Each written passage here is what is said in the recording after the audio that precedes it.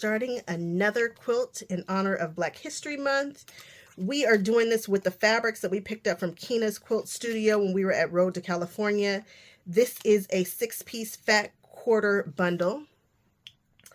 And the quilt that we've decided that we're going to do is going to be the Clam Toss. This is the Clam Toss quilt by Latifah Saafir, and she is another Black designer, fabric designer, quiltress, founder of the Modern Quilt Guild. She's all the things. She's all the things. So we are going to marry Latifah plus Kena. Give me a second. I'm going to show you how we're going to make this Clam Toss different. The original Clam Toss was done with the, I want to say the 6, the 8, the 12, the 10. I don't know. She's got these shapes down here, but I had to have the 24-inch clamshell. I had to have it. I love specialty rulers. And so you can do this with the smaller sizes. The original pattern was made for the smaller sizes, but we are going to do this pattern, but really big and really fast. So a couple of months back, Latifah had a sale and she sold these larger sizes.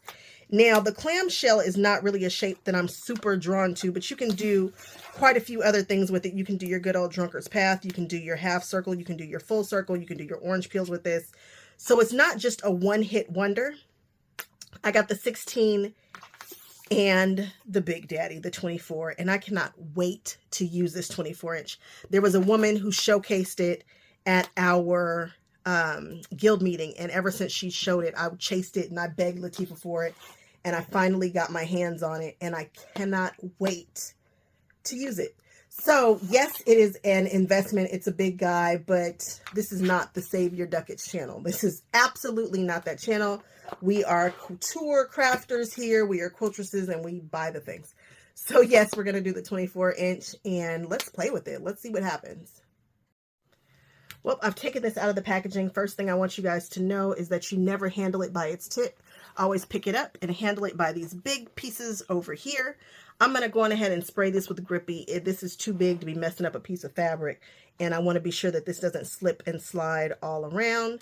So I'm going to prep my ruler with Grippy on the back. That's that spray that I have by ODIF. Then I'm going to press out all of my fat quarters, and I know that this is too big for a fat quarter, so I'm going to see how I can piece them together and see if I can get something seamless, or if I'm just going to have to hope that it kind of works itself out. I just want to show you guys how beautifully curated this stack is once it's all pulled out. There's that green. There's this white. There is this white here. And these stacks are the same. This white. And I was going to see if I can match these up, but I'm not going to go through the trouble. I'm just going to piece them together so that I have a piece big enough to cut. Oh, this is just, it's so good together. So good. And then it starts over again with the other side. I'm going to add some low volume fabrics that are not African fabrics right in with it. These are by, I think these are by Figo. And I like that they are still something, but they should be pushed to the background. And again, I think this is this is alabaster. Why does it say Wishful? Oh, this is Robert Kaufman. This isn't Figo. This is Robert Kaufman. And I like it. It's low volume and it's going to push right into the background, but still be something. Let's hope I have enough fabric to do the things that I want to do. I've got an idea of how I want to do this, but at the end of the day, it's just a big repeat of this shape. It's not like we're piecing together different blocks that are different, you know, that are different. So again, I'm just going to grab these here. Okay, I thought that was going to be, there we go. I'm going to grab this. And I'm going to sew one to the other, and then I'm going to keep going. Well, it's super obvious that this right here was cut from the same piece. This actually continues on, which is nice, but we're not going to worry about that. We're just going to sew these two fat quarters together so that I get a piece large enough to use my huge template on. I wish you could have seen me being very nervous about, will this fit on this, but it does. You can't see it because I haven't prepped it yet, but this will all work out. We're okay. We are all right. We just have to, I'm going to piece this together. I'm going to show you how to do that really quickly. So I have sprayed this and prepped this with that, you know, that glue spray, and now it's got some non-stick on it. So I'm going to lift it up and flip it over. And I'm just going to figure out the best place for me to position this so I can cut it, leaving a good amount of fabric left over, but also making it make sense. I'm going to use all of this cutting mat, as much of it as I can, and that's so that I want to be able to go all the way as far as I can around this way. So I'm just going to turn it a bit.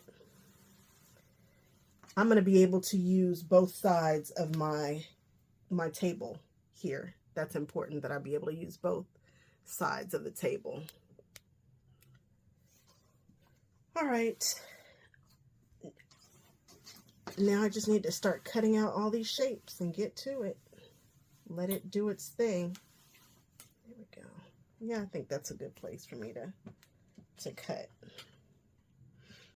Now Latifah says that she will do, she said that she will do about 6 layers of this. And, oh, that's so pretty. What a beautiful, oh, it looks so cool once you cut out the shape. And this is what I have left over. I wonder if I have enough to do half shapes left over. I have just enough to get a half of a shape. From here, this is where the fabric starts, come out here, and then I have just enough to get another half, which I might just do with this fabric. I cut this on the right hand side, and I was super annoyed with myself because I didn't look at where this placement might go. I just did it. And then I remembered that this is African fabric, and that means that this is now a left-sided piece. And then I wasn't upset anymore. So this is a half piece, and I marked with the registration marks where this line should line up, and I'm going to just cut a straight line, and then I will have a half. All right, I have cut out all my pieces, and it didn't take too long. You just have to make sure that you've got your right and your left pieces properly laying down before you cut it. You want to make sure that your fabric is either on the right or you got it flipped upside down so that you have your left pieces. And make sure that you are using the corner of your table so that you can walk around, because this is a huge shape.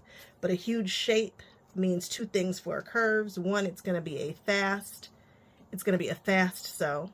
And it also means that it's going to be kind of like sewing a straight line. It's not like a super difficult curve. Now in the ruler, there are some little notches, and you can mark in those notches. You can mark with your iron, or you can use some scissors. And I use scissors to cut some tiny little, I mean, just minuscule little marks so that I know where to line things up. Tiny little cuts. Now here are a couple of the layouts for this, and I have chosen to do some accent pieces, which is why we have this beautiful background fabric. I'm going to lay this all out, and the way that you put this together is to sew this in diagonal rows. So I am going to go lay this out in the guest bedroom on the bed to see if this looks good, and then we'll start putting these diagonal rows together, and this will go by so quick. I just know it. So the quilt has been laid out, and it's sewn together in diagonal rows. So that right there, the colored part, is row 1. So I'm going to start there, and then this next one is row 2, because you can kind of see right there, and then the next one This is going to be row 3. You can see it. So we'll just start little by little. Sew these 2 together, and then these 3, and then I guess, or these 4. And no biggie. Easy peasy. Now with these pieces, we have half pieces, and I clipped the registration marks in what I thought were all the pieces, but I missed a couple. So if you don't clip them and you don't want to lay the template back on here, you're just going to take this for the half pieces and match them up to the corner there. You can finger press, or you can grab your iron and press right here and just get your registration mark in there so that we know where to line these guys up. So that's one. And then on the straight side, you don't have to be real fussy about it, but you want to turn it in about 1/4 of an inch and then hit it again.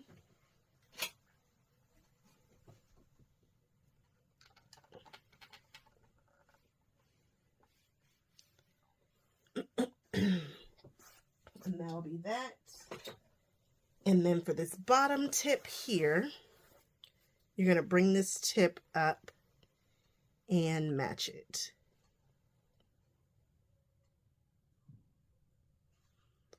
And then you will press right here.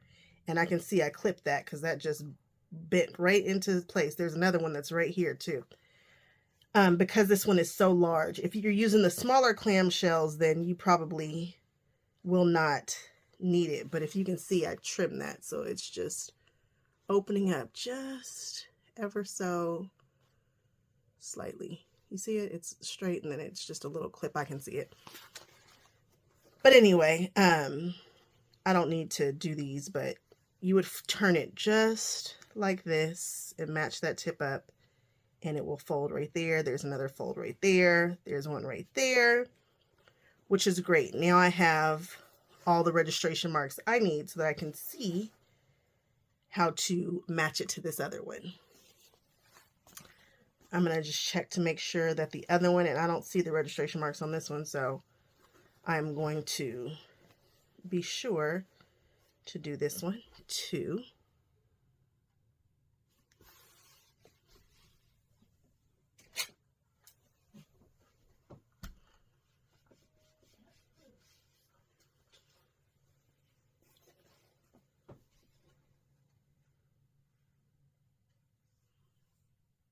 And then again for this one, just over just 1/4 of an inch. So this is how this goes. We've got this curve right here and this curve right here. And then we are just going to find the registration marks. I can see that one is right there. And there's another one right here. And we are going to pin in those areas. That was a nice, easy sew. So now we have row 1 done. And I've got this pressed over 1/4 of an inch. This right here, I tucked it, and it's just nice and clean. Simple. So now I'm going to go grab row 2, which are 3 pieces. 2 full clamshells and then 1 knot. So for this row, I was wrong. There are 4 pieces. It's a half, a whole, 2 holes, and then another half. I'm just laying them out, going slowly. I can see where the registration marks are, and I'm pinning these because I got the best results with pinning. For this shape, make sure that you start sewing on this side. So whatever the situation is, I make sure that I pin so that I've got my pins on top. So I'm going to pin like this, and I'm just going to, again, find all the registration marks, not a big deal, and pin them all together. Then I'm going to show you me sewing it together.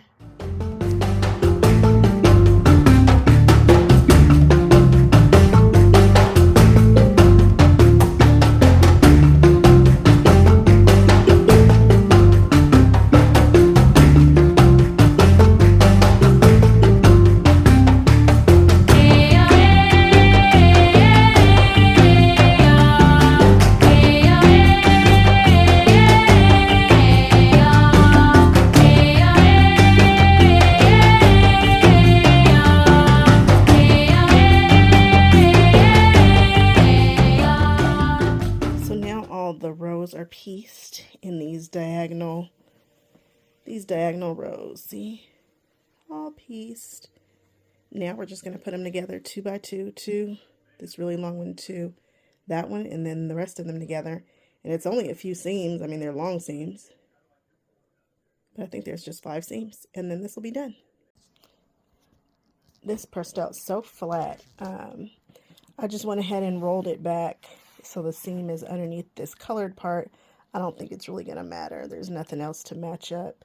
Just press it flat. Nice and simple. Not too much to it. And because you've already marked it, you just follow your markings and sew it exactly as you did everything else, and it comes together beautifully. So we are now down to our last piece that I need to sew. And I've got a great start here. One thing is, be sure that you clip your registration marks. I prefer clipping as opposed to marking, because if you're marking, you know, you have your different colors of fabric, you might not be able to see it. If you are using the registration marks with the iron, I never can see the creases in the iron, and when I'm pressing out the project as I go along, you might iron out the wrinkles. So I prefer to clip. It makes it a whole lot easier to see. So I can already see that this registration mark goes right there. I can kind of see these little clippy marks, and I know that that goes right there, and they will nest properly if you've pressed your seams in opposite directions. I made sure to press my first row going up, my second row going back, so that these all nest really well. You want to be sure to face your project up before you start pinning, because this can get all kind of wonky, and you might think you're in one place and you're in another, and it's a thing. So yes, be sure to just pin it initially facing up, and then bring it together and flip it so that you know where to start. Get yourself a good place to start, and then just pin away. There are some people who can do this without pinning. I really do prefer to pin, especially with these intersections here, because they're so blatant and obvious. So I want them to be right. But after that, I'll just sew this seam, and that'll be that. I am just pressing my seams however they fall. Right here, I'm pressing them up that way, and then as we follow around here, I'm pressing them back. I went ahead and rolled these back right here, but you can overlap them because everything's being caught in here. The ones that are on the end with the tips on the end, those you definitely want to roll back so you don't have any raw edges. But it all worked out perfectly fine.